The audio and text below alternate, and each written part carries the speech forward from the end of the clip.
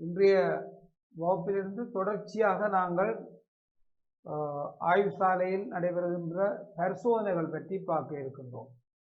இந்த பரிசோதனைகள் நீங்கள் இந்த கொரோனா காலங்களில் ஆய்வு சாலையில் கூடுதலாக செய்திருக்க மாட்டீர்கள். நாங்கள் ஆய்வு சாலையில் செய்த மாதிரிகளை வைத்துக்கொண்டு இந்த பரிசோதனைகளை இன்றைய வகுப்பிலிருந்து நாங்கள் உங்களுக்கு விளங்கப்படுத்த இருக்கின்றோம். எனவே இந்த செய்யாத மாணவர்களும் ஆய்வு கூடத்தில் வசதி குறைந்த மாணவர்களும் ஆய்வு சாலையில் வசதியற்ற மாணவர்களும் இந்த செய்முறைகளை அவதானித்துக் கொள்ளுங்கள். அப்போ இன்றைய வகுப்பிலிருந்து இந்த பரிசோதனைகளைத்தான் நாங்கள் பார்க்க போகின்றோம். ஆகவே இதில் வருகின்ற பரிசோதனை இலக்கம் 2 மூலக்கூறுகளின் வடிவங்களை தீர்மானித்தல். பிணைப்புகளை பற்றி அறிவதற்கு மூலக்கூற்று வடிவங்கள் பயன்படுத்தப்படும்.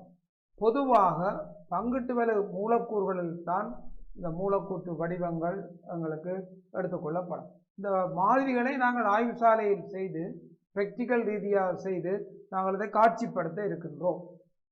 எனவே பங்கிட்டு வலு மூலக்கூறுகளில் இந்த மூலக்கூற்று வடிவங்கள் தீர்மானிக்கப்படும். அப்போ மூலக்கூறை நாங்கள் எடுத்துக்கொள்வோமாக இருந்தால் முதலாவதாக மைய அணு சென்ட்ரல் ஆட்டம் மைய அணுவை தெரிவு செய்வோம். நீங்கள் நோட்ஸில் படித்ததை ஞாபகத்தில் வைத்துக் கொள்ளுங்கள். எவை மைய அணுவாக தெரிவு செய்யப்படும்? பல மூலகங்கள் ஒரு மூலக்கூறை உருவாக்கப்படும் போது மின் எதிர் தன்மை குறைந்த மூலகம் மைய அணுவாக தெரிவு செய்யப்படும். மின் எதிர்த்தன்மை குறைந்த மூலகம் மைய அணுவாக தெரிவு செய்யப்படும். இப்போ உதாரணமாக ஐதரசன் ஒருபோதுமே மைய அணுவாக இருக்காது. இருக்கின்ற மூலக அணுக்களிலே நாங்கள் ஐதரசன் மின்னெதிர்த்தன்மை குறைந்த மூலகமாக இருந்தால் அது மைய அணுவாக இருக்காது. அதுக்கு வலுவள 1 அது மைய அணுவாக வர முடியாது. புளோரின் மிக மின்னெதிரான மூலகம் புளோரின், அதுக்கும் வலுவள 1 அதுவும் மைய அணுவாக காணப்பட மாட்டாது. அப்போ மூலக்கூறுகளில் ஐதரசன் அல்லது புளோரின் காணப்படும் போது அவை மைய அணுவாக ஒருபோதும் இருப்பதில்லை. ஏனைய அணுக்கள் மைய அணுக்களுக்கான வாய்ப்புகள் இருக்கும். அப்போ முதலாவதாக தரப்பட்ட மூலக்கூறில் நீங்கள் இருக்கின்ற மூலகங்களை இனங்கண்டு அந்த மூலகங்களில் ஐதரசன் புளோரின் தவிர்ந்த ஏனைய மூலகங்களில் மின் எதிர்த்தன்மை குறைந்த மூலகம் சென்ட்ரல் ஆட்டம் மைய அணுவாக தெரிவு செய்யப்படும். பின்னர் இந்த மைய அணுவின் வலுவளவு இலத்திரன்கள் வலுவளவு இலத்திரன் நிறுதியோட்டு இலத்திரன் எவ்வளவு என்று குறிக்க வேண்டும். பிறகு மைய அணுவுடன் கூட்டு சேர்ந்திருக்கின்ற உப அணுக்களில் இருக்கிற மொத்த இலத்திரன்களை நாங்கள் குறித்துக் கொள்ள வேண்டும். இந்த ரெண்டையும் சேர்த்து கூட்டும் போது மொத்த வலுவளவு இலத்திரன் எங்களுக்கு கிடைக்கப்படும். மொத்த வலுவளவு இலத்திரன் கிடைக்கப்படும். அதனை நாங்கள் 2ஆல் வகுத்து சோடி இலத்திரன்கள் ஆக்குறோம். இந்த மொத்த வலுவளவு இலத்திரன்ல எத்தனை சோடி இலத்திரன் இருக்கின்றதை நீங்கள் கண்டுகொள்ள வேண்டும். 2ஆல் வகுக்கும் போது சோடிகள் ஆக்கலாம். அந்த சோடிகளில் அந்த மைய அணுவை சூழ எத்தனை அணு இருக்கின்றதோ அந்த அணுக்கள் பிணைப்பு சோடிகளாக கருதப்படும். அப்போ அதிலிருந்து பிணைப்பு சோடிகளை கழித்து வர்றது பிணைப்பு சோடிகள். உதாரணமாக 2 இருந்தால் 4 சோடிகள், அதாவது 2 பிணைப்பு சோடிகள் 2 கழிக்கப்படும். அது மிகுதியை மையமாக வைத்துக்கொண்டு இந்த மூலக்கூற்று வடிவங்கள் தீர்மானிக்கப்படும். அவை மூலக்கூற்று வடிவங்களை தீர்மானிக்கப்படும் போது மைய அணுவை சுற்றி 2 சோடி இலத்திரன் 2ம் பிணைப்பு சோடியாக இருந்தால் வடிவம் நேர்கோடு லீனியர். இடைக்கோணம் 180 பாகை. மைய அணுவை சுற்றி 3 சோடி இலத்திரன்கள் 3ம் பிணைப்பு சோடியாக இருக்குமா இருந்தால் தளமுக்கோண வடிவம். இடைக்கோணம் 120 பாகை. 3 சோடி இலத்திரன்கள் மைய அணுவிலே இருக்கின்றது. அதில் 2 பிணைப்பு சோடியும் 1 தனிச்சோடியும் இருக்கின்றது. வடிவம் கோணல் வடிவம், பென்ட் ஆங்குலர் அல்லது கோணல். இவ்வாறு மூலக்கூறுகளை இனங்கண்டு நாங்கள் காட்சிப்படுத்த போகின்றோம். ஆய்வு சாலையில கிளையை கொண்டு வரலாம். நீங்கள் கிளையை கொண்டு செய்திருக்கலாம். அல்லது ஆய்வு சாலையில் இருக்கிற ஸ்டூல்ஸ் இருக்கு, அந்த காய்கள் இருக்கு, காய்களை பயன்படுத்தி இந்த மூலக்கூற்று வடிவங்களை செய்து எங்களுக்கு காட்சிப்படுத்த வேண்டும். அப்படி காட்சிப்படுத்தும் போது உங்களுக்கு மூலக்கூறுகள் என்னென்ன வடிவங்களில் காணப்படும் என்பதை நாங்கள் பார்க்கலாம். வடிவம் எவ்வாறு தீர்மானிக்கப்படும் மாணவர்களே? மூலக்கூறில் காணப்படும் சோடிலத்திரன்களின் தள்ளு கை விளைவின் இழிவினில தான் வடிவம். மூலக்கூறுல எத்தனை சோடிகள் இருக்கின்றதோ அத்தனை சோடி லத்திரன்களின் தள்ளு விசைகளின் இழிவு நிலைதான் வடிவம். சோடிகள் ஒன்று தள்ளும், லத்திரன் சோடிகள் தள்ளக்கூடியவை, ஒத்த சோடிகள் தள்ளும். இந்த தள்ளு விசையின் இழிவு நிலைதான் வடிவம். 2 சோடி இருக்கு, 2ம் தள்ளுகை சமன், இழிவு நிலை நேர்கோடு. 3 சோடி இருக்கு, 3ம் தள்ளுகை சமனாக இருந்தால் அந்த தள்ளு விசையின் இழிவு நிலை தளமுக்கோணம். 4 சோடி லத்திரன் இருக்கு, 4ம் தள்ளு விசை சமனாக இருக்கப்படும் போது ஒழுங்கான நான்முகி, ஒத்த நான்முகி வடிவம் பெற்றுக்கொள்ளப்படும். ஆகவே மைய அணுவில் காணப்படும் சோடி லத்திரன்களின் தள்ளு விசைகளின் இழிவு நிலைதான் வடிவம். விசைகள் தள்ளி தள்ளி தள்ளி தள்ளி ஒரு இழிவு நிலை அடையும். அப்போதுதான் மூலக்கூற்று வடிவங்கள் எங்களுக்கு தீர்மானிக்கப்படும். அவைதான் மூலக்கூற்று வடிவம். எனவே இந்த மூலக்கூற்று வடிவங்கள்ல இந்த மைய அணுவில 2 வகையான சோடி இலத்திரன்கள் காணப்படுகின்றன. என்ன மாதிரி நீங்கள் நோட்ஸில் படித்ததை கவனித்துக் கொள்ளுங்கள். என்னென்ன சோடி இலத்திரன்? ஒன்று பிணைப்பில ஈடுபடும் இலத்திரன், பிணைப்பு சோடி. இன்னொன்று பிணைப்பில ஈடுபடாமல் தனியனாக இருக்கிற இலத்திரன், தனிச்சோடி. ஆகவே இங்கே மைய அணுவில் பிணைப்பு சோடி இலத்திரங்களும் காணப்படும், தனிச்சோடி இலத்திரங்களும் காணப்படும். இந்த இலத்திரங்களின் தள்ளு விசைகள் சமனாக இல்லை. அது சோடி இலத்திரனின் தன்மைக்கு ஏற்ப மாறுபடும். தள்ளு விசைகளில் கூடியது தனிச்சோடி இலத்திரங்களின் தள்ளு விசைதான் உள்ள சோடி இலத்திரங்களிலும் மிகக்கூடிய பெருமானம் உடைய தள்ளு விசை. தனிச்சோடி. அடுத்தது தனிச்சோடி பிணைப்பு சோடி, இறுதியாக பிணைப்பு சோடி.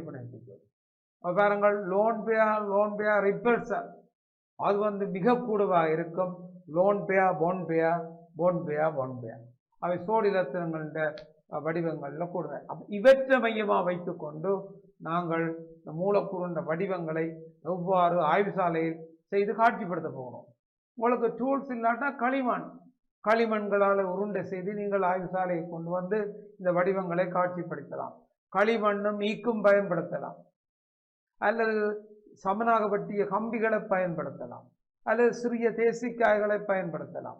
ஆய்வுசாலையில் டூல்ஸ் இல்லாத சந்தர்ப்பங்களில் உங்களுக்கு நீங்கள் சிறிய தேசிக்காய் அல்லது களிமண் போன்றவற்றை நாங்கள் பயன்படுத்தி இந்த வடிவங்களை அமைத்துக் கொள்ளலாம். எனவே கவனமாக கேளுங்கள், செய்க முறையை அவதானியுங்கள். பிராக்டிக்கல் செய்ய ஆய்வுசாலையில் வசதி இல்லாதாக்கள் இவற்றை கவனமாக கேளுங்கள். இந்த கேள்வியை பற்றி நாங்கள் இங்கே பார்க்க இருக்கின்றோம். கவனமாக பாருங்கள். காபோதா உயர்தரம் ரசாயனவியல். ஆகவே இதை பாருங்கள், இங்கே நாங்கள் காணப்படுவது மூலக்கூறை பாருங்கள். காபோதா ரசாயனவியல் அலகு 2 கட்டமைப்பும் பிணைப்பையும் பற்றி நாங்கள் பார்க்க போகிறோம். ரைட், அவதானிங்க மாணவர்களே, இந்த காபோதா உயர்தரம் கெமிஸ்ட்ரி ரசாயனவியல் அலகு 2 கட்டமைப்பும் பிணைப்பும், இதுதான் நாங்கள் பிராக்டிக்கல் நாங்கள் செய்ய இருக்கின்றோம். அலகு 2க்குரிய கட்டமைப்பும் பிணைப்பும். பாருங்கள், பரிசோதனை 2. மாதிரிகளை பயன்படுத்தி மூலக்கூறுகளினதும் அயன்களினதும் வடிவங்களை காட்சிப்படுத்த. அப்ப நாங்கள் காட்சிப்படுத்த போகின்றோம். நாங்கள் தேசிக்காய் அல்லது களிமண் அல்லது ஆய்வுசாலையில் உள்ள டூல்ஸை பயன்படுத்தி இந்த மூலக்கூறினதும் அயன்களினதும் வடிவங்களை காட்சிப்படுத்த போகின்றோம். எங்களுடைய குறிக்கோள், கவனமாக பாருங்க, குறிக்கோள் பிரதானமானது, அதை அவதானித்துக் கொள்ளுங்கள். என்ன குறிக்கோள் என்று சொன்னால் பாருங்க, அணுக்களுக்கிடையே காணப்படும் ஒவ்வொரு வகை பிணைப்புகளை விளங்கிக் கொள்வதற்கு பாருங்க, எளிய மூலக்கூறுகள் அயன்களின் முப்பெருமான வழியில் அணுக்களின் திசைமுகத்தை விளங்கிக் கொள்வதற்கும் வழிவகுத்தல். அப்போ ஒரு மைய அணுவை தெரிவு செய்வதை பற்றி குறிப்பிட்டிருந்தோம். அதில் காணப்படுகின்ற அந்த வெளிகளில் என்ன மாதிரி இந்த பெரம்பல் இருக்குன்றதை பற்றி தான் நாங்கள் விளங்கப்படுத்த போகிறோம். பொதுவாக பங்கிட்டு வெல்லும் மூலக்கூறில் தான் இவற்றை பற்றி நாங்கள் அறிய இருக்கின்றோம். எனவே அந்த மூலக்கூறில் கவனமாக பாருங்க, குறிக்கோள் சரியானதாக இருக்கணும். நீங்கள் ஒரு ஆய்வு சாலைக்கு நீங்கள் வரும்போது மிக அவதானமாக இந்த குறிக்கோளை வைத்திருக்கணும். அதை ஒப்சர்வேஷன் கொப்பியை வைத்திருக்கணும், ப்ராக்டிக்கல் கொப்பியை வைத்திருக்க வேண்டும். அதாவது கண்ணாடிக்கு பாதுகாப்பு தருவதற்கு கண்ணுரை அணியணும், கிளவுட்ஸ் அணிஞ்சு கொண்டு வர வேண்டும். இவற்றை வைத்து கொண்டு தான் நீங்கள் இவற்றை கவனமாக பார்க்கணும். இப்போ குறிக்கோளை அவதானியுங்கள். என்ன மாதிரி சொன்னால், அணுக்களுக்கிடையே காணப்படும் ஒவ்வொரு வகை பிணைப்புகளை விளங்கிக் கொள்வதற்கு எளிய மூலக்கூறு அயன்களின் முப்பெருமான வழியில் அணுக்களின் திசைமுகத்தை விளங்கிக் கொள்வதற்கும் வழிவகுத்தல் முன் ஆயத்த வினா. அப்ப இவ்வளத்தையும் நீங்கள் கவனமாக பாருங்கள். என்ன செய்யணும்? பங்கிட்டு வெல்லும் பிணைப்பு, அயன் பிணைப்பு, உலோக பிணைப்பு ஆகியவற்றுக்கு இடையிலான வேறுபாட்டை சுருக்கமாக விளக்குக. அப்ப அவதானியுங்க, நாங்கள் என்ன செய்ய போறோம்? மின்னெதிர்த்தன்மை குறைந்த இரண்டு மூலக அணுக்கள் விழுமிய வாயுவின் இலத்திரன் அமைப்பை பெற்றுக்கொள்வதற்காக நெருங்கி வந்து இலத்திரன்களை பங்கீடு செய்து பிணைப்புகளை ஏற்படுத்தல் பங்கிட்டு வெல்லும் பிணைப்பு ஆகும். அது பங்கிட்டு வெல்லும் பிணைப்பு. மின்னெதிர்த்தன்மை வேறுபாடு குறைந்த அணுக்களுக்கிடையே காணப்படுகின்ற பிணைப்பு பங்கிட்டு வெல்லும் பிணைப்பு. மின்னெதிர்த்தன்மை வேறுபாடு உயர்வாக இருக்கப்படும் போது ஒரு அணுவிலிருந்து இலத்திரன்கள் இன்னொரு அணுவுக்கு இடம்பெயர்க்கப்படும். அங்கு முற்றான அயன்கள் தோன்றும், நேரயன் மறையயன். அவற்றுக்கிடையில கவர்ச்சி விசைகள் காணப்படும். அந்த கவர்ச்சி விசையை சொல்வது நிலைமீன் கவர்ச்சி. இந்த நிலைமீன் கவர்ச்சியினாக சாலகங்கள் உருவாக்கப்படும். அப்படி உருவாக்கப்படும் சாலகங்கள் அயன் சாலகங்கள் ஆகும். பாருங்கள், வேறுபாடு மின்னெதிர்த்தன்மை வேறுபாடு குறைந்த மூலக அணுக்கள் அவை பங்கிட்டு வெல்லும் பிணைப்பை ஏற்படுத்தும். மின்னெதிர்த்தன்மை வேறுபாடு கூடிய மூலக அணுக்கள் இலத்திரன் ஒரு அணுவிலிருந்து ஒரு அணுவை விட்டு இன்னொரு அணுவுக்கு போகின்றது. பங்கிட்டு வெல்லும் பிணைப்பு அப்படி அல்ல, ரெண்டு பேருக்கும் பங்கிடப்படுகின்றது. உலோகங்களில உலோக அணுக்கள் பல்வளவு இலத்திரன்களை இழந்து நேரயன்களை தோற்றுவிக்கும். இழக்கப்பட்ட இலத்திரன்கள் அந்தந்த நேரயன சூழ ஒரு புகார் போல் காணப்படும். இதன் பயனாக நேரயனுக்கும் இலத்திரன் புகாருக்கும் இடையிலான இடைத்தாக்கம் தான் உலோக பிணைப்பு. அப்ப முதலாவது விளங்க வேண்டும், அயன் பிணைப்பு எங்கே வரும்? மின்னெதிர்த்தன்மை வேறுபாடு கூடுவான மூலக அணுக்களுக்கு இடையில் அயன் பிணைப்பு வரும். பங்கிட்டு வெல்லும் பிணைப்பு எப்போ உருவாகும்? மின்னெதிர்த்தன்மை வேறுபாடு குறைந்த மூலக அணுக்களுக்கு இடையில் பங்கிட்டு வெல்லும் பிணைப்பு உருவாக்கப்படும். உலோக பிணைப்பு எப்போ உருவாகும்? உலோகங்களில் தான் அவை சாதகங்களாக உலோக பிணைப்பு உருவாகும். அப்ப முதலாவது மாணவர்களே, நீங்கள் அலகு 2 படித்த இந்த பிணைப்புகளை ஆய்வுசாலைக்கு வரும்போது எந்தெந்த மூலக அணுக்களுக்கு இடையில பிணைப்பு உண்டாகிறது என்பதை பார்க்கணும். இது வேறுபட்ட மூலக அணுக்கள், அவை இரு வெவ்வேறு மூலங்களின் மூல அணுக்கள். அவை அயன் பிணைப்பையும் ஏற்படுத்தலாம், பங்கிட்டு வெல்லும் பிணைப்பையும் ஏற்படுத்தலாம். ஒரே உலோக மூலக அணுக்கள், அவை உலோக பிணைப்பை ஏற்படும். முதலாவது இந்த பிணைப்புகள், இந்த விளக்கங்களை நீங்கள் அவதானிக்க வேண்டும். அப்ப பார்த்தால் உங்களுக்கு தெரியும். பெறலாம். பங்கிட்டு வெல்லும் பிணைப்பு, அயன் பிணைப்பு, உலோக பிணைப்பு ஒவ்வொரு பாட்டை சுருக்கமாக நீங்கள் அறிந்து வைத்துக் கொண்டு வர வேண்டும். இரண்டாவது கவனிங்க, வலுவள ஓட்டு இலத்திரன் சோடி தள்ளுகை கொள்கை வெஸ்பர் எழுதுவதுடன் உகந்த உதாரணங்களை வழங்கி மூலக்கூறு அயன்களிலும் கட்டமைப்பு உய்தருதல். VESEPR இதன் விரிவாக்கம் என்ன? வலுவள ஓட்டு இலத்திரன் சோடி தள்ளுகை கொள்கை. வலுவள ஓட்டில காணப்படுகின்ற இலத்திரன் சோடிகளுக்கான தள்ளுகை கொள்கை தான் வெஸ்பர் தியரி. வேலன்ஸ் செல் எலக்ட்ரான் பய ரிப்பல்சன் தியரி, வெஸ்பர் தியரி. அந்த வெஸ்பர் தியரியைத்தான் நாங்கள் சொன்னோம். இந்த தள்ளுகைகள் எவ்வாறு இருக்கணும் அதை கொண்டுதான் நாங்கள் மூலக்கூட்டு வடிவங்களை தீர்மானிக்க போகிறோம். 2 சோடி 2 பிணைப்பு சோடி வெஸ்பர் சோடி 2 வடிவம் நேர்கோடு. 3 சோடி 3 பிணைப்பு சோடி வெஸ்பர் சோடி 3 வடிவம் தளமுக்கோணம். 4 சோடி 4 பிணைப்பு சோடி வெஸ்பர் சோடி 4 நான்முகி. 5 சோடி 5 பிணைப்பு சோடி வெஸ்பர் சோடி 5 முக்கோண இருகும்பகம். இவ்வாறு நாங்கள் வெல்வளவை எடுத்துக்கொள்ளலாம். இந்த வெஸ்பர் சோடி என்று சொல்லும் போது அது பிணைப்பு சோடி தனிச்சோடி ரெண்டையும் சேர்த்துத்தான் நாங்கள் இந்த வெஸ்பர் சோடியை நாங்கள் சொல்லுகின்றோம். பிணைப்பு சோடியம் தனிச்சோடியம் ரெண்டும் தான் இந்த வெஸ்பர் சோடி. ஆகவே வேலன்ஸ் இலக்கம் பெயர் ரிப்பல்சன் தியரிய உங்களுக்கு தெரிய வேண்டும். அதிலிருந்து நாங்கள் இவற்றை காணப்போகின்றோம். தொடர்ந்து பாருங்கள். அங்கால பாருங்கள் உயிர்த்தறிதல். பங்கீட்டு வலு பிணைப்பை ஏற்படுத்தும் பொழுது பின்வரும் அணுக்கள் ஒவ்வொன்றினதும் வலுவள ஓட்டில் அனுமதிக்கக்கூடிய உச்ச இலத்திரங்களின் எண்ணிக்கையை எழுதுதல். பாருங்கள், பங்கீட்டு வலு பிணைப்பை ஏற்படுத்தும் பொழுது அணுக்கள் ஒவ்வொன்றினதும் வலுவள ஓட்டில் அனுமதிக்கக்கூடிய உச்ச இலத்திரங்களின் எண்ணிக்கையை ஏற்படுத்துதல். இப்போ மாணவர்களே, முதலாம் ஆவர்த்தன மூலகங்கள் வலுவள ஓட்டில் மேக்சிமம் 2 இலத்திரம் தான் வலுவள ஓட்டில் வைத்திருக்கும். 2க்கு மேலே அவை இலத்திரனே இருக்காது.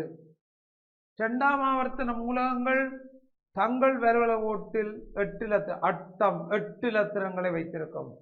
8க்கு மேல் அவை இலத்திரங்களை எடுத்துக்கொள்ள மாட்டாது. 3ஆம் 4ஆம் ஆவர்த்தன மூலகங்கள் அவை 18 வரையும் இலத்திரங்களை உள்ளடக்கும். விரும்பின இலத்திரங்களை வலுவள ஓட்டில் வைக்கக்கூடியதாக இருக்கும். ஆகவே மேக்சிமம் எவ்வளவு இலத்திரங்கள் என்பதை நீங்கள் உணர வேண்டும். மூலக்கூறுகளை நாங்கள் உண்டாக்கப்படும் போது மேக்சிமமாக அவை எவ்வளவு இலத்திரனை தனது வலுவள ஓட்டில் ஈற்றோட்டில் வைத்திருக்கும் என்பதை நாங்கள் பார்த்துக் கொள்வோம். சில மூலகங்கள் இருக்கின்றது, நீங்கள் சிந்தித்து பாருங்கள் எவ்வளவு வலுவளவு இலத்திரங்களை அவை வைத்திருக்கும் என்பதை பற்றி நீங்கள் பாருங்கள். லித்தியம் மேக்சிமம் 2 இலத்திரனைத்தான் வைத்திருக்கும். பெர்லியம் 2. போரான் அப்ப பாருங்கள், அந்த வலுவள ஓட்டில் லித்தியம் வைத்திருக்கக்கூடியது, அதாவது தனது வலுவள ஓட்டில் 1 இலத்திரனை வைத்திருக்கின்றது. இவையெல்லாம் 2ஆம் ஆவர்த்தன மூலகம் மேக்சிமமாக 8 இலத்திரங்களை உள்ளடக்கலாம். பெர்லியம் தனது வலுவள ஓட்டில் 2 இலத்திரனை வைத்திருக்கின்றது. மேக்சிமமாக அவை 8 இலத்திரனை உள்ளாக்கலாம். ஏன்? 2s2 2p6. அவை மேக்சிமம் 8 இலத்திரங்களை உள்ளடக்கக்கூடிய இருக்கும். அவையெல்லாம் 2ஆம் ஆவர்த்தன மூலகங்கள், உயர்ந்தபட்சம் 8. இவை 3ஆம் ஆவர்த்தன மூலகங்கள், உயர்ந்தபட்சம் 18. அவர்கள் ஆகவே 8 இலத்திரங்கள் 18 இலத்திரங்களை வைத்திருக்கக்கூடியதாக இருக்கும். இவற்றை ஞாபகம் வைத்துக் கொள்ளுங்கள்.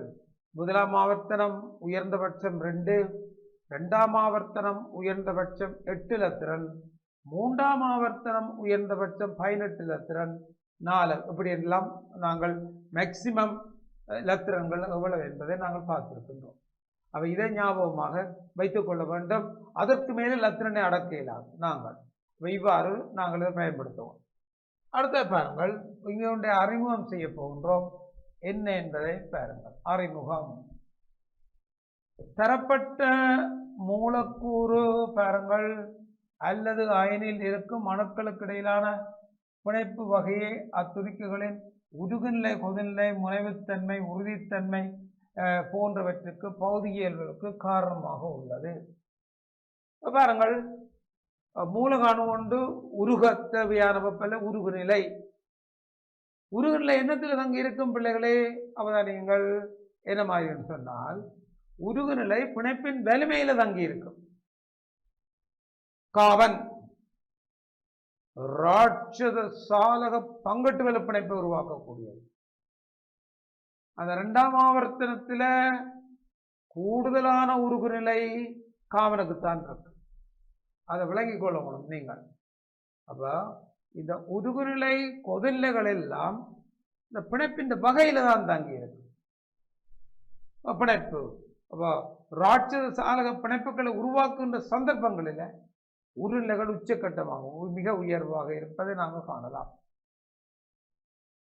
ஆகவே எளிய மூலக்கூறுகள் மிக குறைவாக இருக்கும்.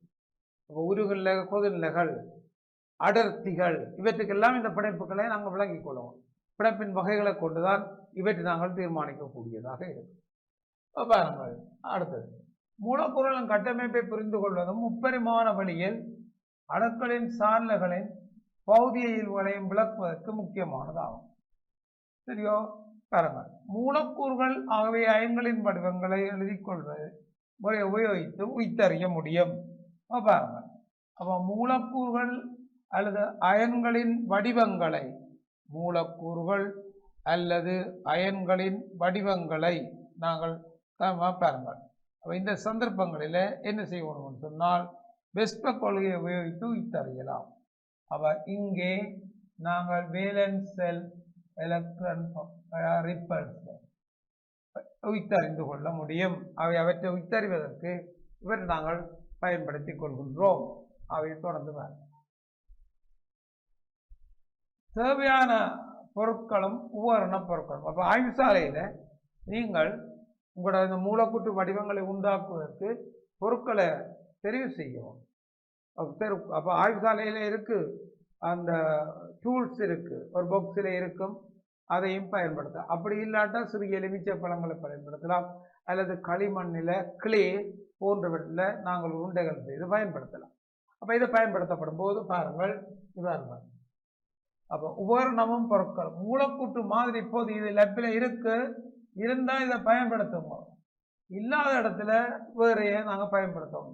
மாதிரிகளுக்கு பதிலாக பயன்படுத்தக்கூடிய பொருட்கள் குச்சி, எலுமிச்சம்பழம் போடலாம், குச்சி குற்றக்கூடியதாக இருக்கணும், களி, சிறிய பலூன் இப்படியானவற்றை நாங்கள் பயன்படுத்தலாம். பலூன்களை முடிந்தும் இந்த வடிவங்களை நாங்கள் உண்டாக்கி காட்டலாம். சரியோ? எஸ்பி ஆர்பிட்டல்களை காட்டுவதற்கு இவற்றை நாங்கள் பயன்படுத்தலாம்.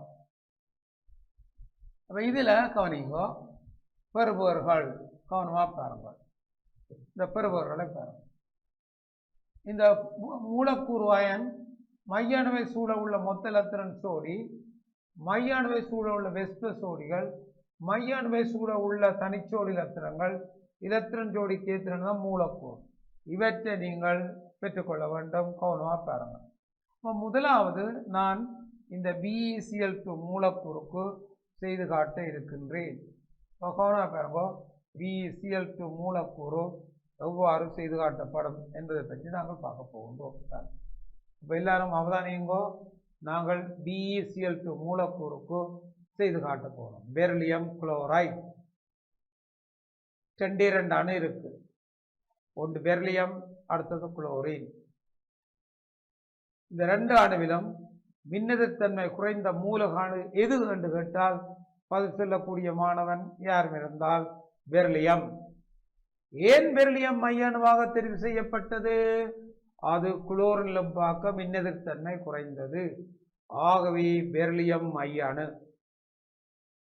இப்போ H2O2 எல்லாம் தனி இலத்திரங்கள், அது தனியாக பங்கட்டு வெப்படைத்தான். இது ஒன்றுக்கு மேற்பட்ட வெவ்வேறு இன அணுக்கள் பங்கட்டு வெப்படைப்பை உருவாக்குது.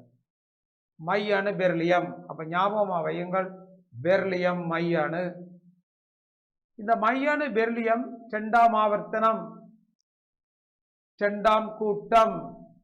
எத்தனை விலவல இலத்திரன் இருக்கு? 2 விலவல இலத்திரன். பாருங்கள், பெரிலியம் 2ஆம் ஆவர்த்தனம், கூட்டம் 2, வெளியோட்டில் 2 இலத்திரனை கொண்டிருக்கும். அப்ப பெரிலியம் மைய அணு, மைய அணுவின் விலவல இலத்திரன் 2. இணைந்த அணு குளோரின். ஒரு குளோரின் 17ஆம் கூட்டம் 7 இலத்திரங்கள் விலவல ஓட்டில் இருக்கும். 7 இலத்திரன் விலவல ஓட்டில் இருக்கும். அப்போ ஒரு குளோரின்ல விலவல ஓட்டில் 7 இலத்திரன், 2 குளோரின் விலவல ஓட்டில் 2 7 14 14 இலத்திரன். மொத்த இலத்திரன் எவ்வளவு? பெரிலியத்தில் 2, அதாவது 2 இலத்திரன் விலவல ஓட்டில் இருக்கு. குளோரின்ல 7, 2 குளோரினும் 14, மொத்தம் 16 எலக்ட்ரான் பெரிலியத்தை சுற்றியும் குளோரினை சுற்றியும் உள்ள வலுவலு ஓட்டில் காணப்படும். சோடி 2ஆல பார்க்கும் போது 8 சோடிகள் இருக்கு. சோடி இலத்திரங்கள் 8 சோடி இலத்திரம் இருக்கு. 8 சோடியில எத்தனை பிணைப்பிச்சோடி? மையான பெர்லியம் 2 அணுக்கள் தான் இருக்கு. அவை பிணைப்பிச்சோடி 2, மைய அணுவில் உள்ள 2 இலத்திரங்கள் இருக்கின்றது, 2 அணுக்கள் இருக்கின்றது. மைய அணுவோட 2 பிணைப்பை ஏற்படுத்தும் பிணைப்பிச்சோடி 2. அப்ப மாணவர்களே, மொத்த சோடி 8. மொத்த சோடி என குறிப்பிடும் போது பிணைப்பிச்சோடி தனிச்சோடி எல்லாம் சேர்ந்ததுதான் 8. அதுல இருக்கிற பிணைப்பிச்சோடி 2. அவை 8லிருந்து 2 போனால் 6 லோன் பேர் தனிச்சோடி இலத்திரங்கள். தனிச்சோடி இலத்திரங்கள், இந்த தனிச்சோடி இலத்திரங்களை யாருக்கு வழங்க வேண்டும்? முதலாவதாக மின் எதிர் தன்மை கூடிய மூலகங்களுக்கு 3-3ஆக வழங்க வேண்டும். மின் எதிர் தன்மை கூடிய மூலகங்களுக்கு 3-3ஆக வழங்குவோம். அப்படி நாங்கள் 3-3ஆக வழங்கி மிச்சமாக மேலதிக தனிச்சோடி இருக்குமா இருந்தால் நீங்கள் மைய அணுவின் பக்கம் கொண்டு வர வேண்டும். தனிச்சோடி இலத்திரன் உபாணுவோட முடிந்ததுன்னா மைய அணுவுக்கு தனிச்சோடி இல்லை. அப்ப இப்போது இதன் அடிப்படையில் மொத்த சோடி எத்தனை மைய அணுவில் இருக்குன்னு பார்க்க வேண்டும். அதுல வெஸ்ப சோடியை பார்க்க வேண்டும், மூலக்கூட்டு வடிவத்தை தீர்மானிக்க வேண்டும். சரியோ? அப்ப இதை அவதானிப்போம். பாருங்கள், BeCl2 மூலக்கூறு நாங்கள் என்ன மாதிரி செய்ய போகின்றோம் என்பதை தெரிந்தார். BeCl2 மைய அணு, இவரான் சென்ட்ரல் ஆட்டம் பெர்லியம். மைய அணு பெர்லியம். பெர்லியத்தின் வலுவளவு இலத்திரன் 2. குளோரின் ஒன்றின் வலுவளவு இலத்திரன் 7. 2 குளோரினின் வலுவளவு இலத்திரன் 2 7 14.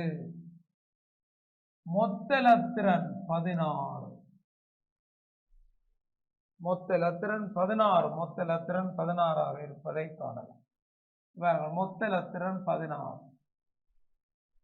அதை சோடியாக்கும் போது பாருங்கள், சோடியாக்கும் போது சோடி இலத்திரன் சோடி 16/2 8 பேர்ஸ் 8 சோடிகள்.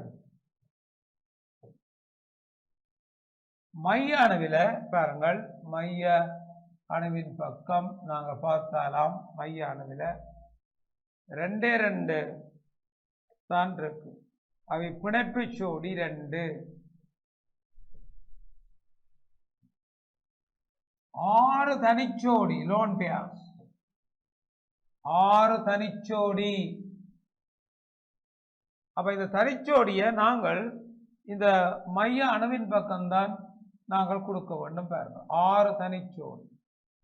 அப்ப இந்த 6 தனிச்சோடியையும் நாங்கள் இப்ப அவதானிக்க போகின்றோம். பாருங்கள், பெர்லியம் இருக்கு,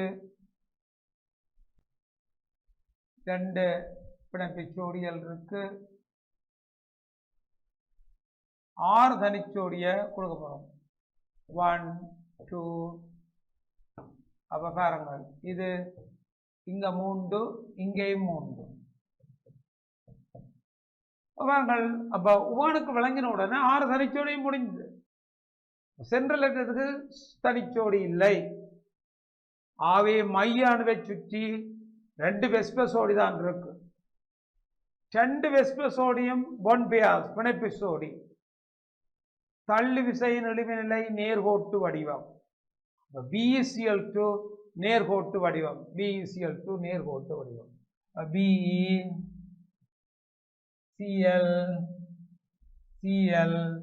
நேர்கோட்டு வடிவம் 180 பாகை. அப்ப நீங்கள் ஸ்டூல்ஸ் எடுத்து இதுல 2 குச்சியை செருகிறது, உபாணு 2 செருகிறது. அப்ப இந்த உபாணுவில காணுவா பாருங்கள், இது பெரிலியம், ஒவ்வொன்றும் குளோரின். இடக்கோணம் 180. நேர்கோடு. அவர்கள் PeCl2 நீங்கள் தேசிக்காயோ களிமண்ணோ கிளேயோ விரும்பின ஒன்றை பயன்படுத்தி அந்த நேர்கோட்டு வடிவத்தை அமைத்து காட்சிப்படுத்தலாம். அவை நேர்கோட்டு வடிவத்தை எடுத்து நாங்கள் காட்சிப்படுத்துவோம். அப்ப 180 வகையில நேர்கோடாக இருக்கும். அதை நாங்கள் காட்சிப்படுத்தப்படும் போது BeCl இந்த வடிவம் உங்களுக்கு கண்ணுக்கு முன்னால் நிற்கும். இங்கே என்னென்று சொன்னாலாம் மாணவர்களை அவதானிக்க வேண்டும். சொல்றதுக்கு அவருமா கேட்டீர்கள் என்றால் சரி. என்ன மாதிரி சொன்னால் அந்த 2 பிணைப்பு சோடியம் தள்ளு விசைகள் இழிவு நிலை நேர்கோடு. BeCl2 நேர்கோடு வடிவம். வடிவங்களை செய்து நீங்கள் காட்சிப்படுத்துறது. 180 வகை நேர்கோடு வடிவம் BeCl2 நேர்கோட்டு வடிவமுடைய மூலக்கூறாக இருப்பதை நீங்கள் காணலாம். நேர்கோட்டு வடிவம் 180 வகை. இங்கு Bக்கும் Clக்குமான பிணைப்பு நீளமும் Bக்கும் Clக்குமான பிணைப்பு நீளம் சமன். அப்ப இந்த மூலக்கூறுல பிணைப்பு நீளம் சமனாக காணப்படுகின்றது. அவை இருமுனைவு திருப்பு திறன், அதாவது தூண்டப்பட்ட ஏற்றம் தர பிணைப்பிடை தூரம். அப்ப இந்த மூலக்கூறை இருமுனைவு திருப்பு திறனை நாங்கள் பார்த்தாலும் நாங்கள் டைபோல் மொமெண்ட் இருமுனைவு திருப்பு திறனை நாங்கள் அவதானிப்போமாக இருந்தால் இதுதான் BE, இது BE, இது Cl, இதுவும் Cl. தூண்டப்பட்ட ஏற்றம் delta minus delta minus delta plus delta. இருமுனைவு திருப்புத்திறன் வந்து இந்த பக்கமாக டெல்டா இன்டு டி, இடத்தூரன் டி. இந்த பக்கமும் டெல்டா இன்டு டி. ஒன்று பேலன்ஸ் பண்ணும் 0. ஆகவே BeCl2 ஒரு பங்கட்டு வலு மூலக்கூறு, ஒரு சமச்சீர் மூலக்கூறு. இருமுனைவு திருப்பம் 0. எனவே இந்த மூலக்கூறுக்கு இடையில காணப்படுகிறது லண்டன் கலை விசைகள். முனைவற்ற மூலக்கூறுகளுக்கு இடையில் லத்திரன் முகில்கள் லண்டன் கலை விசைகளை உருவாக்கும். அவை லண்டன் கலை விசைகள். முனைவாக இருந்தால் அவை இருமுனைவு இடைத்தாக்கங்களை உருவாக்கும். லண்டன் கலை விசை தொழிற்படக்கூடியது. BeCl2 நேர்கோடு வடிவம், முனைவற்ற மூலக்கூறு, நேர்கோடாக அமைவதால் முனைவற்ற மூலக்கூறு. இடைத்தாக்கம் லண்டன் கலை விசை, ஒரு நலிவான இடைத்தாக்கம் தான் இந்த லண்டன் கலை விசை. அதனால எங்களுக்கு தெரியும் உருகுள்ள கொதிநிலைகள் குறைவானதாக இருக்கும். டேபிள் இந்த அடுத்த கட்டமைப்பை நாங்கள் எடுக்க போகின்றோம். பாருங்கள், அடுத்த கட்டமைப்பை பாருங்கள். இங்க பாருங்க BeCl2. அடுத்தது நாங்கள் இங்கே பார்க்க போகின்றோம் BF3. பாருங்க BF3. சரி, இதே மாதிரி இங்க பாருங்க, இதை நான் நிரப்ப போறேன். மைய அணுவை சூழ உள்ள மொத்த லத்திரன் சோடிகள். அப்ப மைய அணுவை சூழ மொத்தமாக எத்தனை லத்திரன் சோடிகள் இருக்கு? மைய அணுவை சூழ உள்ள வெஸ்ப சோடிகள், மைய அணுவை சுற்றி 2 வெஸ்ப சோடிகளும் 2. தனிச்சோடி லத்திரங்கள் 0. லத்திரன் சோடி கேத்திர கணிதம் நேர்கோடு. அப்ப பாருங்கள், லத்திரன் சோடி கேத்திர நேர்கோடு, மூலக்கூற்று வடிவமும் நேர்கோடு. கவனமா பாருங்கள், BeCl2 மைய 2, மையணுவை சூழ உள்ள வெஸ்ப சோடி 2, தனிச்சோடி 0, லத்திரன் சோடி கேத்திர கணிதம் நேர்கோடு, மூலக்கூற்று வடிவமும் நேர்கோடு. அப்ப இதே அவதானிப்போம். இதே மாதிரி நாங்கள் BF3க்கு செய்து இந்த அட்டவணையை நாங்கள் நிரப்ப போகின்றோம். பாருங்கள், BF3க்கும் இதே அட்டவணையை நாங்கள் நிரப்ப இருக்கின்றோம். BF3க்கும் இதே அட்டவணையை நாங்கள் நிரப்ப போகின்றோம். BF3 பாருங்கள், BF3. அப்ப மாணவர்களே, மைய அணு எது? மின்னழுத்தன்மை குறைந்தது போரோன். மைய அணுவில் எத்தனை வலுவளவு இலத்திரன் 3. புளோரின் 17ஆம் கூட்டம் வலுவளவு இலத்திரன் 7. 3 புளோரினும் 21. 3 21 மொத்தம் 24. சோடிகள் 12. அதுல 3 பிணைப்பு சோடி, 9 தனிச்சோடி. இந்த தனிச்சோடி 9ஐயும் 3 புளோரனுக்கு கொடுக்கும்போது முடிந்துவிடும். மையணுக்கு தனிச்சோடி கிடையாது. ஆகவே 3 சோடி, 3 வெஸ்ப சோடி, 3 பிணைப்பு சோடி. ஆகவே தள்ளு விசைகள் சமன் தளமுக்கோண வடிவம். சமச்சீர் மூலக்கூறு இருமுனைவு திருப்பம் 0. லண்டன் கலை விசைகள் தொழிற்படும். உருகுள்ள கொதில்லகள் ஒப்பீட்டளவில் குறைவாக இருக்கும். மைய அணு போரான் இலத்திரன்கள் 3. 3F இலத்திரன்கள் 3 தர 7 21. மொத்த இலத்திரன் 24. சோடி 12. பிணைப்பு சோடி போரான் F. பிணைப்பு சோடி 3. 9 தனிச்சோடி. 9 தனிச்சோடியாக இருப்பதை நாங்கள் காணலாம். தனிச்சோடி இலத்திரன் 9. பாருங்கள், இதை நாங்கள் போடும்போது இவற்றை கவனித்து நாங்கள் போட வேண்டும். பாருங்கள், அப்ப போரான் F 1 2 3 4 5 6 7 8 9. பாருங்கள், மைய அணுவுக்கு தனிச்சோடி இல்லை. 3 வெஸ்ப 3 தளமுக்கோணம். அது பிறகு தளமுக்கோணமாக்குறோம். இந்த படம் தளமுக்கோணமாக்கும்போது நீங்கள் இந்த வடிவத்தை பெற்றுக்கொள்ளலாம். பாருங்கள், தளமுக்கோணம் அவதான். அப்ப போரான் தளமுக்கோணமாக்குறோம். BF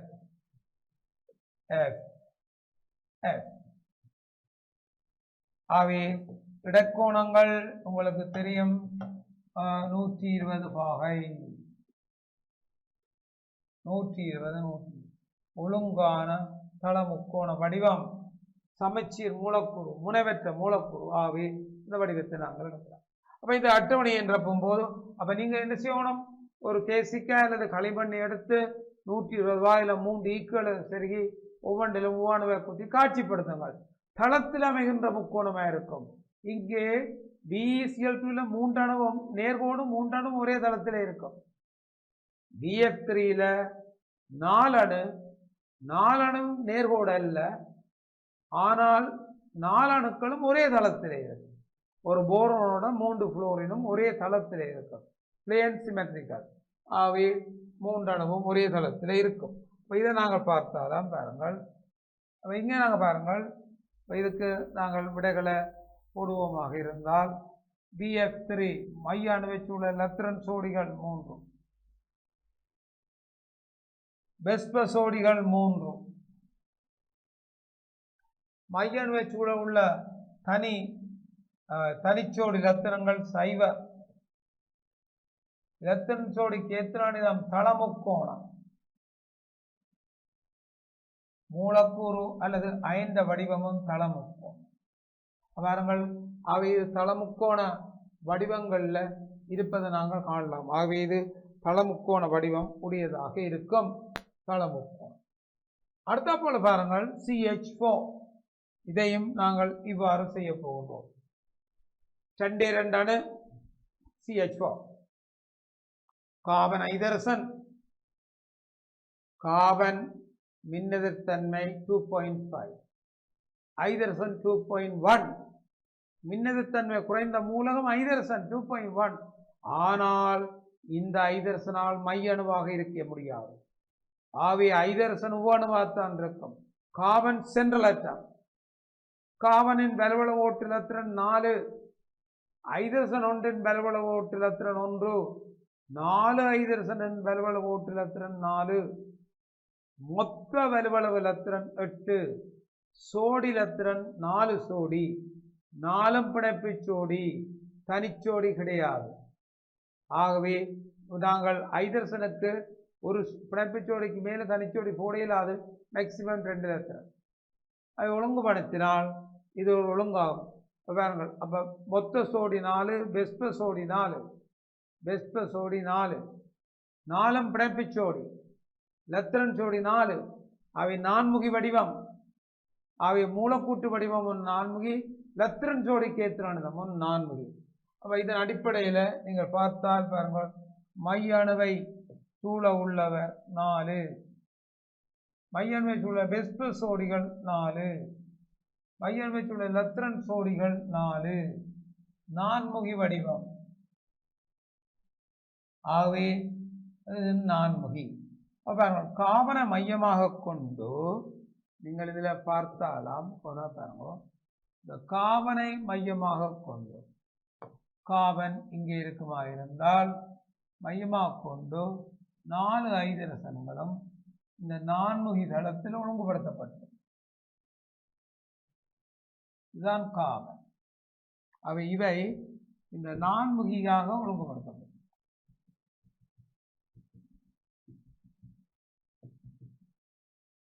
இடைக்கோணங்கள் 109.5 பாகை, ஒழுங்கான நான்முகி.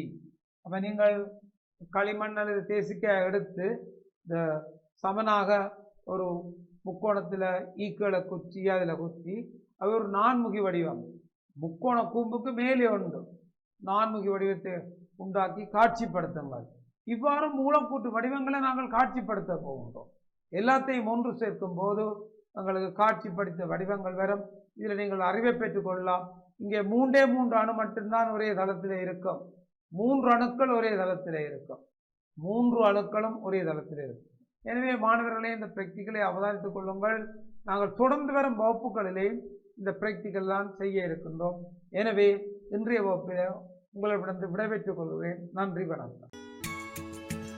கல்வி டிவியில் புத்தம்புது நிகழ்ச்சிகளை உடனுக்குடன் பார்த்து மகிழ எமது Facebook மற்றும் YouTube பக்கத்தை லைக் செய்யுங்கள்.